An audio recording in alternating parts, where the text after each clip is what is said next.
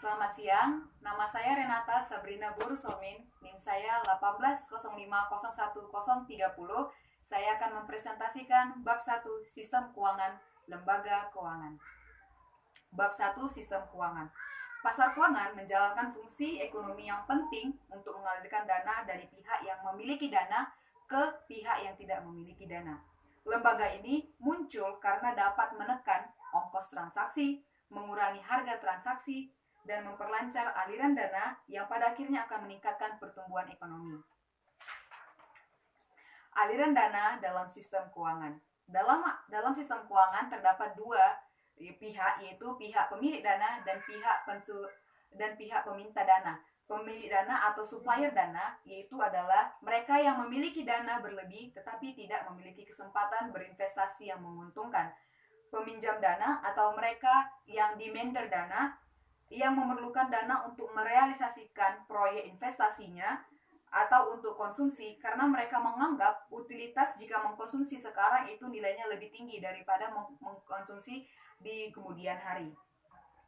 Dalam aliran dana terdapat dua cara, yaitu secara langsung dan secara tidak langsung. Secara langsung yaitu adalah peminjam dana mengajukan pinjaman dana kepada pemilik dana dengan menjual sekuritas atau surat berharga, yakni klaim terhadap laba masa depan. Kedua, secara tidak langsung. Secara tidak langsung yaitu melalui perantara keuangan, yaitu contohnya supplier dana yaitu rumah tangga, dia meminta dana kepada perusahaan melalui lembaga keuangan atau melalui perantara. Ketiga, struktur pasar keuangan. Struktur pasar keuangan itu terbagi atas 4, yaitu pasar berdasarkan waktu jatuh tempo, berdasarkan pengembalian, berdasarkan urutan transaksinya, berdasarkan organisasi pasarnya. Berdasarkan waktu temponya itu terbagi atas 2, yaitu pasar uang dan pasar modal. Kalau pasar uang ini dia itu yang kurang dari 1 tahun. Kalau misalnya pasar modal dia yang lebih dari 1 tahun. Contoh pasar uang yaitu negotiable bank certificates for deposit. Kalau pasar modal contohnya itu adalah corporate stock. Kedua, pasar obligasi dan pasar ekuitas yang berdasarkan dari pengembaliannya. Contohnya itu instrumen utang memberikan penghasilan tetap, sedangkan ekuitas adalah klaim terhadap penghasilan bersih atau aset perusahaan. Dengan instrumen utang, pembeli pinjaman mentransfer risiko kepada peminjam. Artinya dalam kondisi untung maupun rugi, perusahaan tetap membayar sejumlah dana kepada pemberi pinjaman. Instrumen ekuitas itu pemberi pinjaman memperoleh dividen sebesar share dari keuntungan berdasarkan dan aset dari perusahaan tersebut.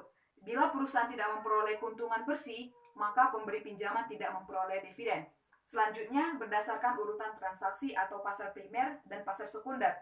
Di sini terbagi atas pasar primer dan pasar sekunder. Jadi jika suatu perusahaan atau pengusaha dia menjual suratnya pada pasar primer, kemudian dibeli oleh pengusaha dan pengusaha tersebut dia menjual lagi surat itu di pasar sekunder. Kenapa dijual di pasar sekunder? Karena untuk melikuidkan lagi surat tersebut.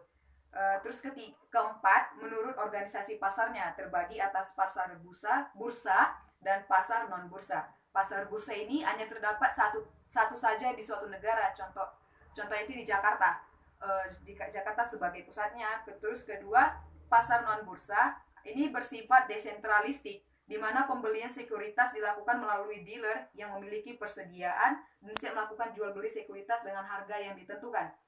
Selanjutnya, informasi asimetris. Apa informasi asimetris? Informasi asimetris ini adalah informasi yang latar belakangnya itu karena terjadinya adanya ongkos transaksi. Informasi asimetris ini terbagi atas 2, yaitu menunjukkan perilaku yang merugikan dan perilaku bahaya moral. Contohnya kalau perilaku merugikan ini dianalogikan dengan market of lemon, di mana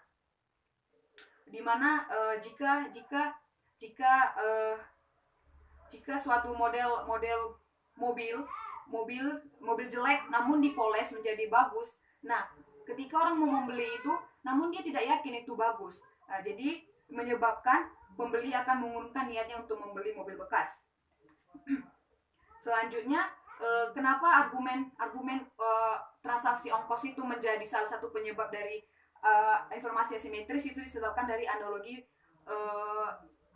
pasar jeruk Medan, di mana di sini dijelaskan bahwa seseorang yang contohnya tinggal di Jakarta, dia ingin membeli jeruk Medan, namun dia tidak mungkin kembali ke Medan hanya untuk membeli jeruk itu, akan menyebabkan ongkosnya yang akan bertambah dan nilai jeruk itu akan juga bertambah, sehingga dia membelinya itu di swalayan di Jakarta yang akan menyebabkan nilainya relatif murah karena swalayan telah membelinya dari Medan dalam jumlah yang banyak.